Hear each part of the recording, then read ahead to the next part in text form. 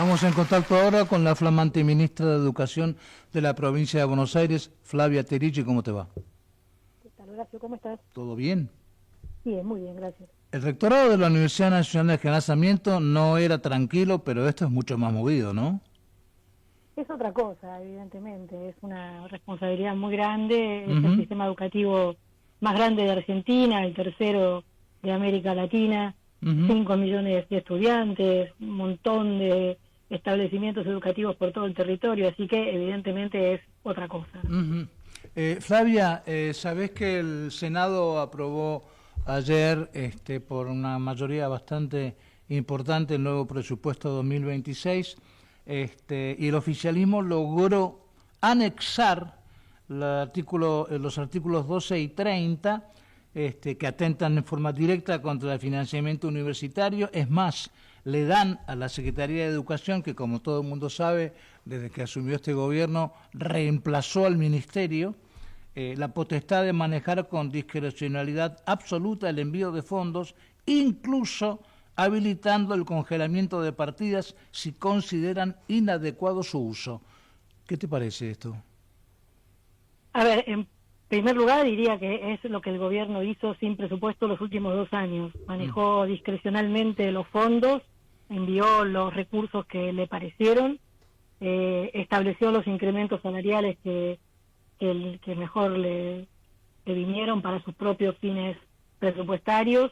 Lo grave en este caso es que ahora cuenta con un presupuesto aprobado por el Congreso de la Nación que habilita a hacer esto ya sin restricciones, pero quiero decir que llevamos la mitad del gobierno de Javier Milei, y en la mitad del gobierno de Javier Milei el manejo de las partidas presupuestarias ha sido completamente discrecional.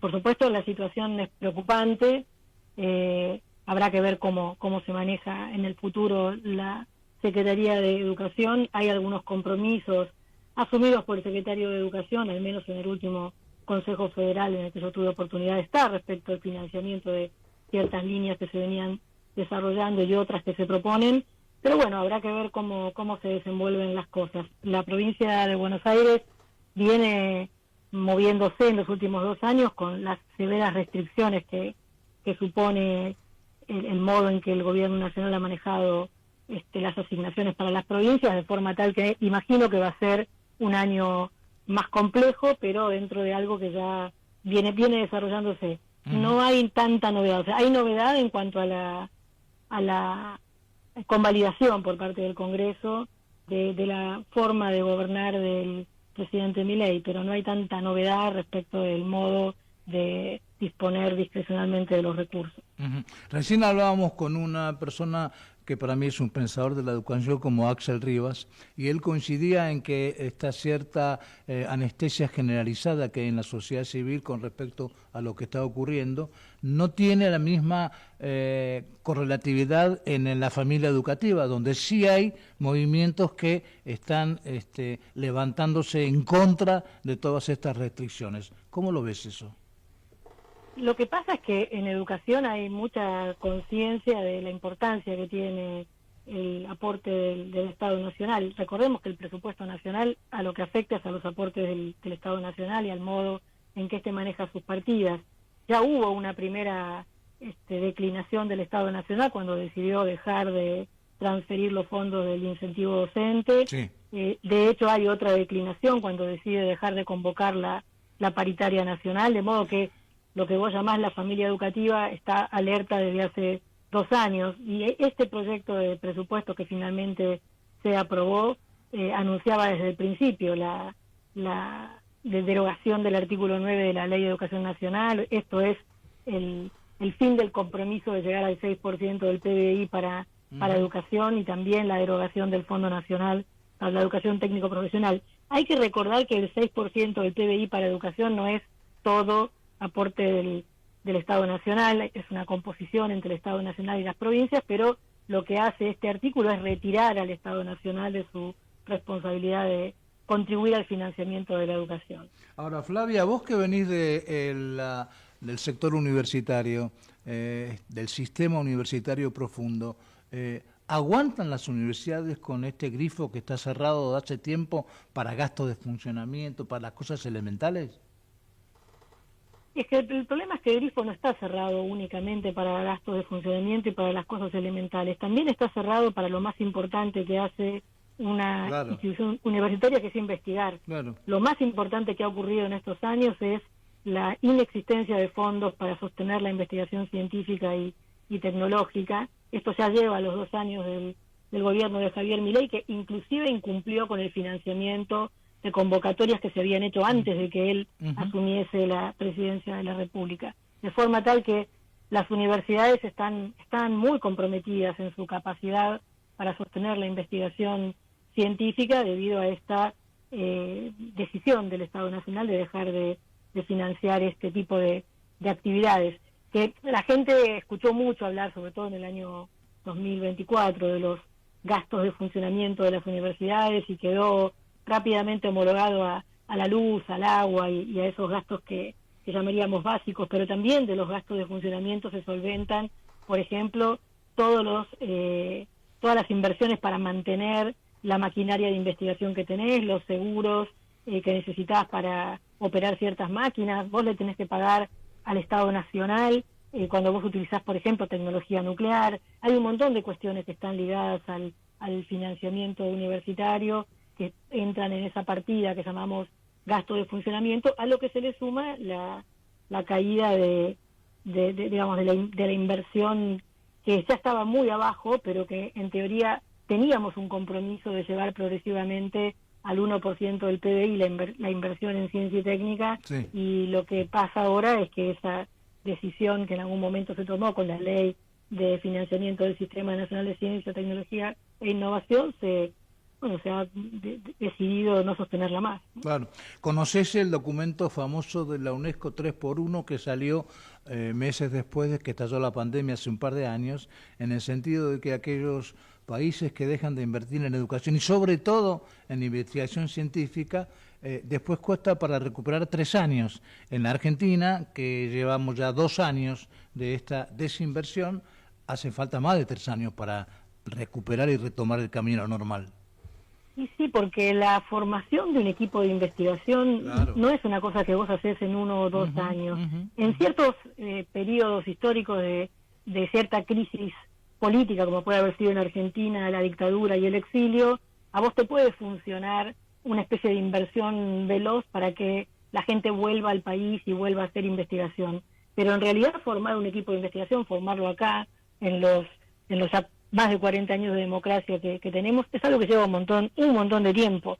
Sistemas de becas de investigación que tienen que sostenerse regularmente, proyectos de investigación que se puedan presentar a convocatorias, sistemas de evaluación de los proyectos que involucran a los investigadores, haciendo el trabajo de mirar si los proyectos que se presentan son viables y pueden contribuir al desarrollo del conocimiento, de forma tal que lo que venimos diciendo desde el año pasado es que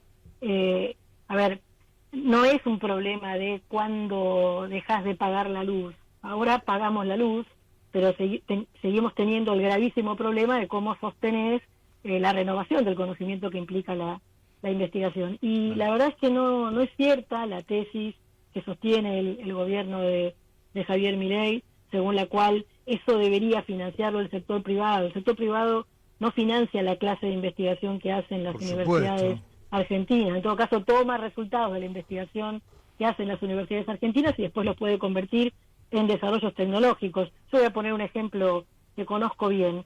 Yo diría que en los últimos 30 años yo contribuí con la investigación que realicé a conocer mejor la forma de organización de la enseñanza en las escuelas rurales.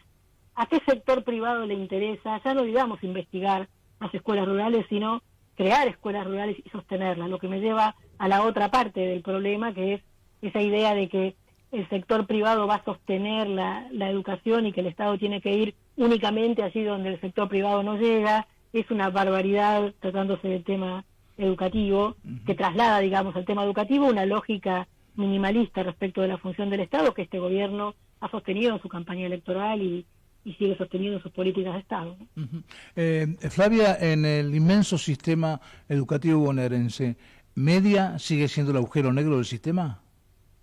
¿A qué llamas el agujero negro del sistema? No, al nivel medio, al secundario. ¿Y a qué llamas el agujero negro, es mi pregunta? Y llaman al agujero negro a que no se le ha encontrado todavía la vuelta exacta para modificarlo y ponerlo en carrera como para que esté en la misma altura de otros sectores del sistema educativo que funcionan más o menos normalmente bien. El secundario tiene idas y vueltas todo el tiempo con planes curriculares cambiantes, con autoridades que responden ideológicamente de lunes a viernes a uno y de viernes, sábado y domingo a otro, en fin, un montón de galimatías que no se han resuelto. Me refiero que el nivel secundario, no solo en la enseñanza media de la provincia de Buenos Aires, en general, sigue siendo el mayor problema del sistema educativo. No, que sea un problema es una cosa, como usaste la expresión agujero negro me pareció un poco fuerte, digamos, pero no importa, volvamos a la pregunta, que es en todo caso sobre los problemas de la educación secundaria. La educación secundaria en la provincia de Buenos Aires viene siendo objeto de todas las políticas que son propias de los más de 40 años de democracia. Hay que recordar que en los 40 años de democracia tuvimos primero una extensión de la obligatoriedad escolar en aquella forma que proponía la ley federal, que era la famosa EGB de 9 años. Así es. Después tuvimos la extensión de la obligatoriedad a todo el nivel, que es lo que propuso la ley de educación nacional. Y la provincia de Buenos Aires, por su tamaño, por la población que tiene, por las características demográficas que presenta, en cada uno de esos momentos tuvo que hacer enormes inversiones para expandir el sistema de educación secundaria. Yo diría que esta es la primera vez en los 40 años de democracia que la situación es un poquito distinta, porque la expansión de las décadas anteriores lleva a que hoy no tengamos la enorme presión que se tuvo hace 30 o 40 años respecto de la expansión del sistema, y en todo caso podamos pensar mucho más en políticas de mejora. Desde mi punto de vista, la provincia inició, por supuesto, antes de que yo asumiera, hace poco menos de un mes que soy ministra de la provincia, asumió una iniciativa respecto de la educación secundaria con la cual yo tengo franco acuerdo, que es la modificación de su régimen académico. Esto es el conjunto de reglas que rigen la manera de cursar la escuela secundaria. Es un cambio muy grande, es un cambio que toca aspectos de la organización de la institución, aspectos del trabajo docente, aspectos del currículum, formas de asistencia de los y las estudiantes, y entonces lleva un tiempo todavía muy corto de desarrollo con los problemas propios de una novedad de estas características. Pero si me preguntás, a mí realmente pienso que hay políticas de transformación de la educación secundaria en curso, y habrá que ver cómo se trabaja sobre las dificultades que han aparecido y cómo se consolida la propuesta que se está desarrollando. Por cierto, una cosa interesante también para observar, que se viene hablando mucho pero no se termina de dimensionar, es que toda Argentina, no solamente la provincia de Buenos Aires, está experimentando el impacto de un cambio demográfico muy grande, que es la disminución de la tasa de natalidad.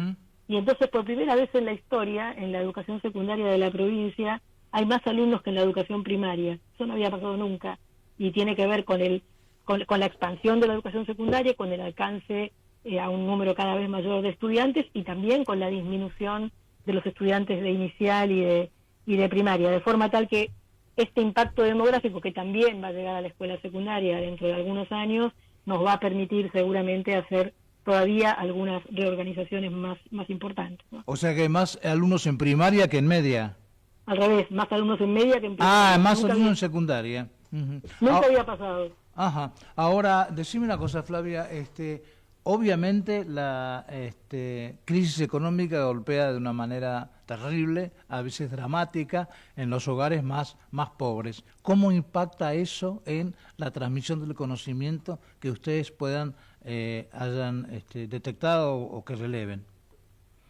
Una de las cuestiones que nos preocupan, que preocupaban también al anterior ministro y forma parte de la transmisión, digamos, entre funcionarios de cuáles son los problemas de la educación de la provincia, tiene que ver con el ausentismo de los y las estudiantes.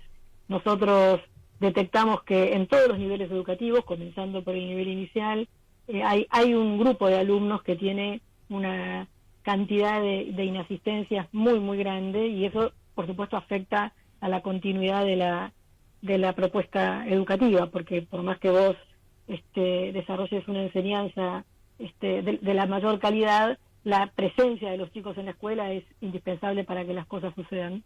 Yo creería que hay algo que pasó entre la pandemia y la pospandemia, que es una modificación de la relación de ciertas familias con la escuela, que hace que la escuela sea un lugar al que no se va con la misma constancia con la que se lo hacía históricamente. Por supuesto, esto afecta a todos los sectores sociales, pero en todo caso nos preocupa mucho más en el caso de los sectores más pobres, porque en esos casos la escuela es probablemente la principal institución del Estado presente en la vida de los chicos y de las familias, y no concurrir a la escuela hace que quedes afuera de otro conjunto de políticas, además de las específicamente educativas, por ejemplo, de la atención sanitaria, de las campañas de vacunación, del servicio alimentario y de un conjunto de políticas asociadas a la escuela, como ha sido históricamente, que dependen mucho de que vos en efecto concurras, ¿no?